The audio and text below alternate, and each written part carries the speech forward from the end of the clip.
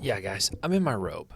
I didn't plan this video. Not even an ounce. I also don't know if I can call this a robe. It's more like a poncho. I'll give you the full tour in a second. Little marsupial action here for the phone. Yeah, it's nice. I'm often cold, so it's good for me. So here's the deal. I just watched Lil Dicky and Kai Cenat's full stream. I don't really know who Kai Cenat is. He's a streamer, an internet personality. I see clips of his, but I don't really know anything of him. The only reason I watched this 2 hour and 20-minute stream was because of Lil Dicky. I love Lil Dicky. Dramatic pause for emphasis. Truly, if there is one person that I had to pick, favorite celebrity, Lil Dicky would be at the top of the list. Bo Burnham, Chance the Rapper, Tyler the Creator, all up there. Funny that they're all sort of musically inclined, especially for a guy that doesn't love music. But I don't really love movies. Obviously, sports, I can pick some people that I look up to, but sports is weird because you don't always see their personality. Oftentimes, you don't see them doing much off the field where you can kind of get to know who they are as a human. And that's probably why I watched this 2 hour and 20-minute long stream of Kai Cenat and Lil Dicky, because anytime Lil Dicky has an appearance, of course I consume all of his other content except Dave. I've watched probably 70% of Dave. I'm not good with TV shows. I don't know what it is. I just can't. I can't watch TV shows. I don't know how to explain it to you. I lose interest. Even, like, I love the show. Great show. Hilarious show. Right? But I lose interest in fiction in that way. And all his music, I'm always enthralled by Lil Dicky. And as I was watching, I was like, what makes him so intriguing to me? Obviously, his authenticity is something that I look up to. Just him being able to be himself and not question or wonder or you know, have to put himself into comparison to what people think he has to be or anything like that. His creativity obviously is very appealing to me. And those are probably the two things: creativity, authenticity, and his humor.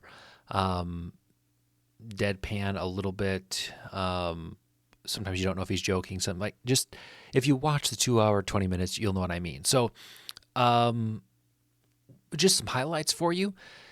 What I appreciated about it, I don't really know what's happening. Okay, I think Kai Cenat, what a friend told me is he's doing like a month-long subathon on Twitch, I believe, where he's live all day. Like, there's cameras in every room in this mansion he's in, and he's sleeping on camera, doing all these things, having guests on. Well, Lil Dicky shows up and like wakes him up out of his sleep, and they just go hang out in a room and they just kind of chat, and they talk about life. They talk about how Lil Dicky kind of rose to fame, some things that he was doing before he was a rapper. He used to work for, I don't know if any of you remember, and I remember this, it was the NBA Christmas commercials where, they had Steph, Steve Nash, LeBron, maybe Harden, maybe KD. They were all shooting into nets. They were all lined up, and they were playing the Jingle Bells song. And he said that his ad agency, his firm, created that commercial, and he was showing Kai Cenat some of the commercials he had created before he actually became a rapper and made a name for himself. He was working at this advertising agency, and he also talked about the day that he published his first set of raps, his first album. I don't know technically what it would be called. He put it on YouTube. He said he woke up in the morning and he looked in the mirror and he cried because he knew, even if it was not received by the public, which we know it ended up being received and has changed his life, he knew that he did what he needed to do. And that's kind of why I'm here making this video, because I was about to go to bed. I was flat out about to go to bed. And I walked upstairs. And as I'm walking up the stairs, I'm like, why am I going upstairs? Right? Because he brings this important message where he says, the worst thing you can do is not try. He said, I would rather try and fail than live with the haunting feeling of never have tried. And I'm getting warm. I'm sweating now because it's weird to want something for yourself.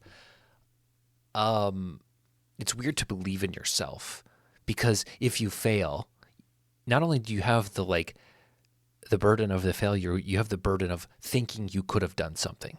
It's kind of like a double whammy of failure. And, it's hard for me. I couldn't go to bed after hearing him say what he did on there. Okay. And that sometimes you have to try. So I want to come here and just reflect on his appearance on Kai Cenat's stream to talk about kind of the impact that it had on me as someone who's trying to create. And obviously my journey is going to look different than his. It's not going to end up as successfully as his. At least it's very, very, very, very, very, very, very unlikely that I even touch the amount of success that Lil Dicky has. And I don't need that amount of success. I'd like 0.5% of that, please. I think that would suit me just fine. But, he kept referencing authenticity. That's why I'm up here in my robe. You may not like it. You may love it, but it's me. Okay? I am sweating. Some people would plan this out a little bit better. I just feel like I need to speak from the heart, from the gullet. What's a gullet? I don't really know what a gullet is. It's a funny stream. If you have 2 hours, you like Lil Dicky, I would check it out. He tells some interesting stories about his life. He talks about his girlfriend, who is now his fiance. Tells a story about how they met, how he proposed, which I think is a pretty interesting and funny story. They have a 3-point shootout contest where he goes like 4 of 25. After claiming he's the best shooter, that's not in the NBA. He goes like 4 of 25 from 3. He follows it up with like a 12 of 25, so he redeems himself. It was good, and it was kind of what I needed tonight to give me that other push, that extra kick to say, who cares? Who cares, right? We got one chance. We got one chance to do what we want, what makes us happy. And maybe it looks like failure. And I'm getting to the point where I'm okay with that, so long as I've tried. So we're going to keep trying. Red means no rules, baby, ladies and gentlemen. So we go from this inspirational drawing my daughter made to ranking Fortnite locations based on how I would live there, how I would like to live in Fortnite's land, to reflecting on Lil Dicky and Kai Cenat, with deep moral lessons involved. And I wouldn't have it any other way. So we'll see you next video. Whatever that looks like, we'll be there, and we'll be happy to do it. Drop your ideas if you want. What's it going to hurt? All right. I've already brushed my teeth, so I'm just going to go to bed.